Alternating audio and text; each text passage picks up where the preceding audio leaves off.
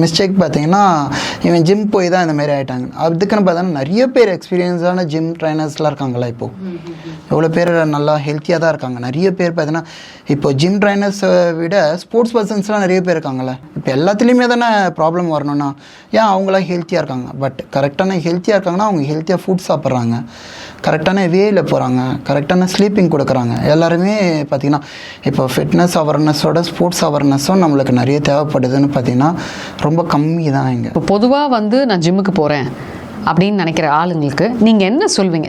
தயவு செஞ்சு நீங்களாம் ஜிம்முக்கு வர ஆளாக இருந்தால் இந்த பர்டிகுலர் விஷயத்த பண்ணவே கூடாதுன்னா அது என்னென்ன? பர்டிகுலரான விஷயம் பண்ணக்கூடாதுன்னா இந்த ஸ்மோக் பண்ணுறது, ஓகேங்களா, இந்த ஸ்டஃப் யூஸ் பண்ணுறது, அந்த மாதிரி ஸ்டஃப் யூஸ் பண்ணுற ட்ரக்ஸ்லாம் நிறைய எடுப்பாங்க, அந்த மாதிரி எடுக்கக்கூடாது.